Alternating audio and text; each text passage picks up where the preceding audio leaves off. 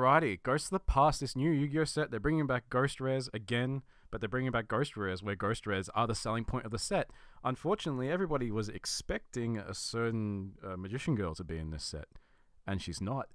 And that's not really Konami's fault. That was a fake leak, a fake spoiler. Everyone got excited and they pre-ordered based on that. Yeah, it's not good when the reality doesn't live up to the expectation, is it? It's just not a good thing, and no one's happy, and everyone is a little bit sad. So let's take a deep dive on this set, because this set is interesting. This set is a culmination of the current design philosophy for Yu-Gi-Oh sets currently, which is basically, let's chase some premium high rarity cards and not worry too much about the rest of the product, which isn't a good design philosophy when it comes to Yu-Gi-Oh anyway, because it's just done very lazily and poorly. And I am going to go to town on this set and some of the design decisions in modern Yu-Gi-Oh, because they could be doing so much better. There have been amazing sets in this card game. They will make more amazing sets. But lately, it's been a bit of a struggle to really stand up and say, hand on heart, these are good products. Like, it's $15 in the States, which is about the, quarter of the price of a booster box, or what the booster box kind of goes down to, because they don't sell for retail in most places. It just doesn't happen. Everyone undercuts each other. There's just too much product printed. And there's a whole video we can do about, the design philosophies and the design decisions in Yu-Gi-Oh product that could make it more or less collectible. But in my country, this is a $35 to $40 product, depending where you go. It's not a cheap product here. And I would strongly recommend you buy singles, because let's just look at the set. It's 5 Ghost Rares, 127 Ultra Rares. So there's no difference between the commons and the special cards, right? So that 127 Ultra Rares probably isn't a flat rarity. We haven't had anyone open up enough and have a big sample size to look at and be like, oh yes, these are the ratios. Because every time they do sets like this, some Ultra Rares are a lot harder to pull than other rares. It's called short printing. And it's kind of dodgy, and it really isn't fair, and it leaves a sour taste in the consumer's mouth. But they're going to keep doing it because, more people open product. God forbid people actually get to see the value in their products. And honestly, I don't have that much of a problem with short printing, but I have a problem with short printing when there's nothing else in the set that people really want, and everything else in the set is just worthless. Like, come on, this has been happening for years, and it's kind of getting laughable at this point, because you now have a player base that's starting to, go to university, get out, get a high-paying job, start paying for things that are a little bit more substantial, and there's this huge rush to get the old cards because there's nothing in the new cards. And Konami's trying to remedy that with the prismatic rares and the collector rares, and now we have ghost rares coming back. But they're kind of struggling to put good stuff in, for that middle ground. It's either, oh yes, here is your very, very expensive super short print, and then here's your premium rarity in your ghost rare. So 5 Ghost Rares. Let's take a look at them. We have Dark Magician and Blue Eyes Alternative White Dragon, which are the two people are going to really want, and collectors of that collect every era are going to want. People that just want vintage, they might want these two. People that go after the GX Ultis or the Ghost Rares, everyone's going to want these. Ghost Rares are kind of important in Yu-Gi-Oh! They're a big part of it. Some of the rarest cards in the game are Ghost Rares. Stuff like a first edition Stardust Dragon. This card's insanely rare, and it's so undervalued on the market. That's a whole another discussion for a video. And basically the reason why is because the first edition print of this card, they did not make booster boxes for it. You either got it on the pre-release event, which was called a sneak peek back in the day, or you had to get it from a tin. And in these tins, they were like $20 retail. You got 2 packs of first edition Duelist Genesis. A regular Ghost Rare is about 1 every 2 cases. Maybe 1 per case, 1 every 2 cases. It's not guaranteed as well. So to get a first edition Stardust Dragon and Black Rose Dragon as well, which isn't featured here because this is just the wiki page, you had to go for a lot of product. A lot of these did not survive. A lot of these are damaged. It's hard to find them. I think the first edition PSA 10 Stardust Dragon and Ghost Rare is like a pop 20 card. Yeah, stupidly rare. Very undervalued. So Ghost Rares have this huge prestige in the collector side of the hobby and Yu-Gi-Oh! And they've only just come back recently with the Legendary Duelist Ray Gerard, the 7th iteration in the Legendary Duelist product line, and everyone, the same things I'm talking about happened here. Ray Gerard wasn't a weak set. Everyone wanted the Ghost Rare. People went crazy on that set and opened a ton of it, and everything that wasn't a short print became a like $2 or $3 card. The actual short prints aren't worth that much money and go from $10 to $25 because they're not very good cards, and everyone just went crazy on it. And I don't know. It's just we're kind of in the realm of anime merch and not collectible, not trading card game at this point. So yeah, so everyone's seen these 5 cards, and I mean, Crystal Wing and Firewall Dragon and Blackluster Soldier cards, they're okay. They're all right. They're cool, I guess, but they're not on the level of these two. And we've got some interesting thoughts about this, like Firewall Dragon. Yeah, it's the alternative artwork, which looks really nice. I really like it. It's also an errata because this card didn't have a once per turn clause on it when it first came out, which means it was really, really broken for the uninitiated. To the lay people here, this card should not have been made this way. It was broken. It was really, really bad. It should have been banned straight away, but it was running rampant in the format for in the game legal for a while. It did not make the game fun. So now that they've printed it differently, it really does not have the same impact that it did. But if you want to play this card, you can play the old version, and this is just really, really, really nitpicking. This isn't that important. You can't actually get the card the way it's meant to be played now, accessibly.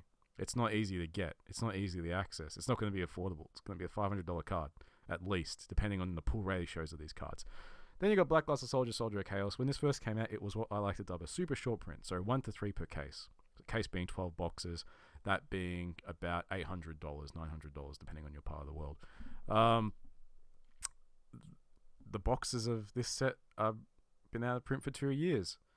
It's a hard card to get. It's like a $70 card in the world of Yu-Gi-Oh! And playing the game, and that being another $70 card that you need to have as a staples, which run up into almost $1,000 at this point with how many staple cards there are in Yu-Gi-Oh! That's a lot of money. It's not a cheap game to play, and the value evaporates from it whenever reprints happen. So this is a discussion for another video. I'm going to keep saying that because we have to go into it. But this card isn't easy to access. It was never really easy to access. It's getting expensive. It would have been nice for this to be an ultra rare that they put into the set, and it would have been a good set card to have as the chase ultra rare that you can pull out of this set that isn't one of these super hard to pull ghost rares. So that's the thing there. Like, these 3 ghost rares, like, I think collectors would be a lot happier if they gave Blackluster Soldier, the regular one, like the vanilla one, that was a prize card back in the day, and that's only one made, and it was made of metal. That would have been a cool card to have as a ghost rare, because that, it has the lineage. It has that legacy there. I think collectors would be quite happy to have that. If you go and look at Toon Chaos, the most expensive collector rares are the ones that are the least playable. I think there is a huge demand for premium, rarity, cool-looking vintage stuff.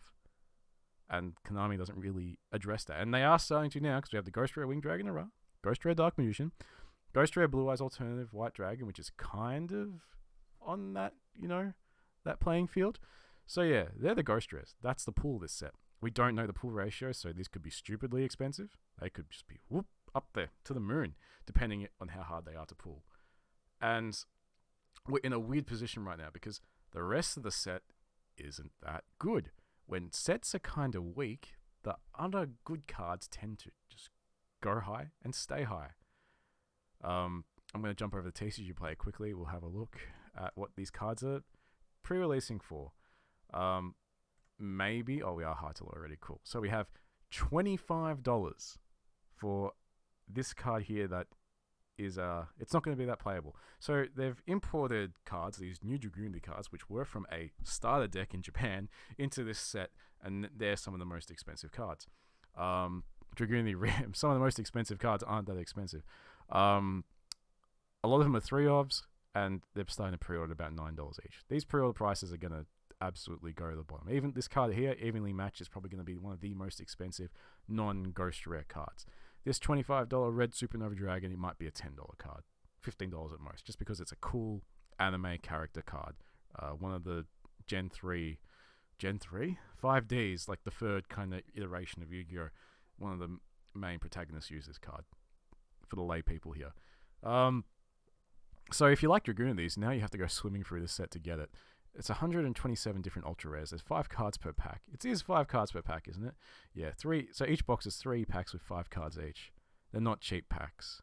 It's 127 different cards. So every individual ultra rare, if it isn't easy to pull, 1 in 20 chance. Oh, no, sorry, 1 in 23 chances to get it. If they do have short prints in this set, some of these cards will become really expensive, because often what happens is that when these sets aren't very popular and are kind of awkward to open and aren't like a good retail opening experience, aside from the chase for the ghost rares, the other cards in the set become really expensive, which I don't think will happen here. I think we're going to lean on the basically people will go crazy looking for the ghost rares and everything becomes not very expensive except for a handful of cards, like, you know, maybe evenly matched as a $10 to $15 card, because this is a playable staple. I don't know if it's relevant right now. I haven't really been paying attention to the competitive side of the game too much, so some of these things about the set being awful might be wrong. But a lot of these pre-order prices here, they're gonna halve at least. There isn't a lot of interest in the new cards in here outside of the Dragoon of these, which is, like, I mean, these Sunvine and Sun Avalon and Sunseed cards seem to be kind of popular and people seem to like them, but they're not really doing anything in Japan. And Japan, everything, and to understand why that's important is that everything comes out a couple of months earlier in Japan, like it does with the Pokemon TCG. So people know what's going to be good most of the time. Like 95% of the time, it's kind of on lockdown what's going to be good in the English side of the game, which is a little bit different, but more or less the same. And this could be completely wrong. Maybe these Sunseed, Sun Avalon cards are really, really good and dominate the metagame here in the States. Maybe not having these big regional events that, you know, kind of consolidate the format into a couple of decks that people find really, really good and prefer to play actually help the prices of these cards. But it also comes down to if one of these is a short print and it's a 3 of, that card becomes the expensive card in the set. That card could be $20, $30 and the other cards are 50-cent cards, because that's the hard one to get. No one can access that card. No one can get a hold of it, but they can get the other cards really, really easy. So who knows at this point? We just don't know what the short prints are going to be, and it's going to be interesting to see what they are and if they actually do short prints in a set like this. Every other time they have done a set similar to this, there have been short prints. So I'm expecting it here again. So should you buy this set? It's in the title. It's what it says in the box. Well, if we knew all the information, I'd be like, yeah, buy this set. This is a new product line. We don't know how much of it's printed. If the first edition print isn't that large for whatever reason, maybe it comes down to the numbers that distributors get. And if that goes back to Konami and they say, oh yeah, we'll print X amount. I don't know. No one's privy to that information except industry insiders. And, you know, if they talk about that stuff, they lose their jobs. If people go absolutely crazy on this product and open up every box they can find looking for a Ghost Rare Dark Magician, that means there won't be many products out there. We might see something, what happens to Toon Chaos. That is one possibility. I'm not saying it's probable or it's going to happen. It's one possibility. Another possibility is this: no one opens this product because the main set isn't that appealing. People don't see the value in it, and it sits on the shelf forever, like Haunted Mine. Haunted Mine is a little bit more expensive and does sell for a lot more than retail right now. But considering that there is a Ghost Rare Blue Eyes White Dragon in that set, and that set is starting to become a bit more expensive, no one's really going after that set. Those boxes are kind of cheap, so it really depends how much is printed in, you know, the current global health situation, which we may not mention here. We've seen short prints of certain sets in different card games and even sports all over the world. So something strange might happen to this set. Something wacky might happen. I don't want to write it off because as an investor piece or collector piece, because something weird could happen. And I think the value is in sealed displays, not in sealed loose boxes. I think people will be like, oh wow, that's a loose box you're trying to sell me. Did you pull the Ghost Rare in one of the other boxes? I don't know. So yeah. And then the other thing is, do the Ghost Rares have the pull rates of a Ghost Rare, and that it's 5 times harder to get a specific Ghost Rare, or are they going to be easy to get? We don't know. yet, unless there's box opening videos out there, which I haven't seen. I've had a look and I can't seem to find it. I'd probably be looking at case opening videos, and a lot of them. That's really what you want to see. Honestly, like, the people that are going to know, they have the resources just to go in on a lot of cases. And maybe someone goes on Zodiac and just says it, which would be really good, really cool if they did. Small powers of them. That, like, information in the community like that is always good for the consumer. It's always good for knowing if you want to buy a product or not. And it is going to be interesting to see what happens here. I honestly can't imagine a Ghost Rare Dark Magician in the long term going down. So even if, like you say, you buy one for $500, it goes down to $400. It stays at $400 or plateaus. Like, that's a card people will try and grade to get a premium on. It's a card people are going to go after anyway.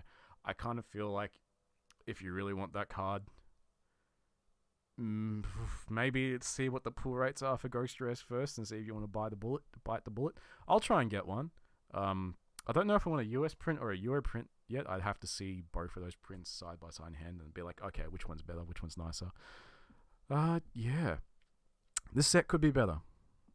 I think that they should have gone all out for this set. I feel like they should have really brought the rain.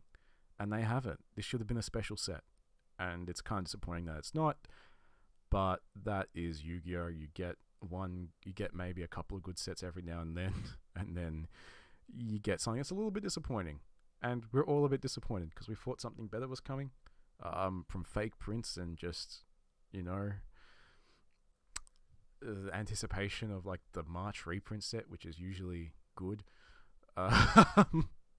Like, like, Dual Power was a really good set. Dual Overload was kind of okay. I can't remember which one came first. Was it Dual Overload last year or Dual Power? I think Dual Overload was last year. And, you could kind of see the quality slipping a little bit, but this is the set that's meant to replace that Dual Power, Dual Overload slot. And, yeah, it's not as good. And that's all we have to say here today. If you want to buy the box, like, I think it's a cool, fun thing to go chasing Ghost Rares. You get that Dark Magician, you can say you pull it, slab it. If it gets a really good grade, goes to a premium, that's a great story. That's a great experience. But, like, I'm struggling to find good things to say about this set. Let's see what happens in the future, and I will do a video about the pull ratios when we know what they are. Thanks for watching, guys. If you like the content, you know what to do. See you later.